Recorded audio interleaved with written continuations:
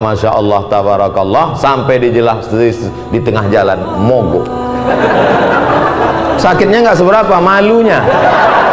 Ini pasti viral kan, orang banyak streaming.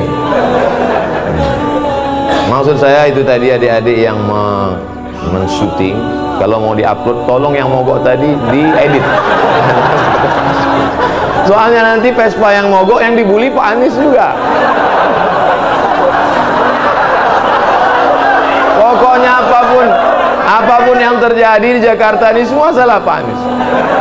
Padahal Vespanya mogok. Setelah sampai tadi saya tanya, itu Vespanya kok mogok Ustadz Somad? Itu businya busi untuk sepeda motor balap. Dia nggak bisa pelan. Yang naik Ustadz itu kan pelan. Astagfirullah Rabbal baraya. Tapi Masya Allah tabarakallah, luar biasa kesan.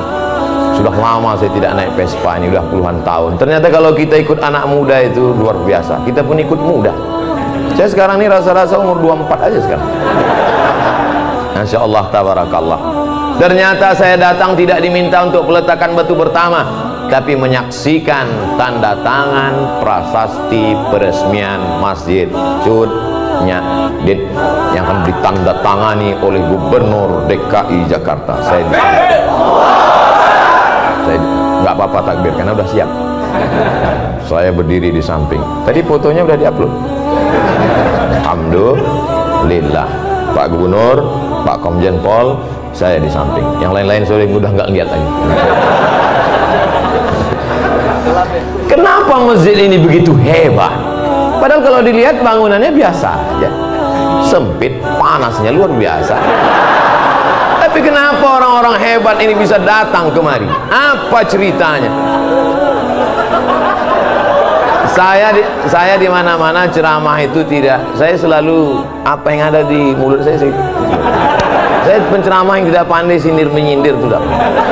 Bukan maksud saya AC ada semua, ada lengkap. Coba lihat 16 derajat Celcius. Cuman memang ini masjid sudah, kalau bahasa Melayunya, over capacity.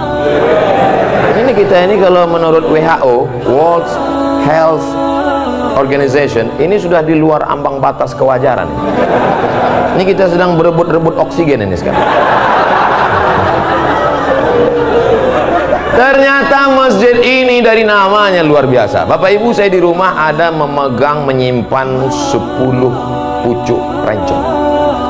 Mulai dari besi kuningan sampai yang besi berkarat, sampai besi putih, sampai dari batu giok Aceh, yang terakhir dapat saya rencong dari emas.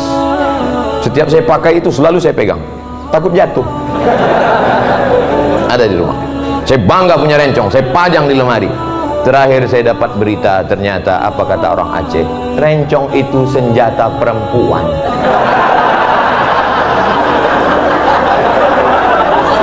Loh, kenapa rencong senjata perempuan?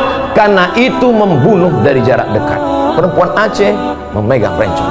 Ketika dia lihat ada yang membahayakan kehormatannya, harga dirinya, maka dia akan tusuk dari jarak dekat, mati dalam genggaman tangan. Siapa dia? Cut Nyak-Din. Jadi masjid ini bukan sembarang nama. Jangan nanti ditanya orang, kamu sholat dari mana? Masjid. Masjid apa? Cut Nyak-Din. Apa filosofinya? Entah. Cut Nyak-Din adalah manusia perempuan luar biasa. Diasingkan dalam keadaan kena sakit malaria, dibuang dari kampung halamannya. Bagi dia lebih baik putih tulang daripada putih mata melihat tanah kelahirannya diambil oleh Belanda. Alhamdulillah Belanda sudah pulang semua karena teriakan bangsa Indonesia, takbir. Lari Belanda, tinggal terong Belanda lagi. Saya pergi ceramah ke Maulabo. Di antara tokoh di Maulabo masih Aceh juga, namanya Teuku Umar. Kalau Tengku itu ulama, kalau Teku itu bangsawan, bangsa yang hidup di awan. Teuku Umar bangsawan. Ketika saya meminum kopi di warung di depan Masjid Islamic Center, tertulis di situ gambar Teuku Umar besar. Andai aku mati, maka aku mati syahid. Andai aku hidup besok pagi, aku masih bisa minum kopi. Ternyata mereka menghadapi hidup itu simple, tidak ribet, tidak jelimet. Hidup itu biasa aja, guys.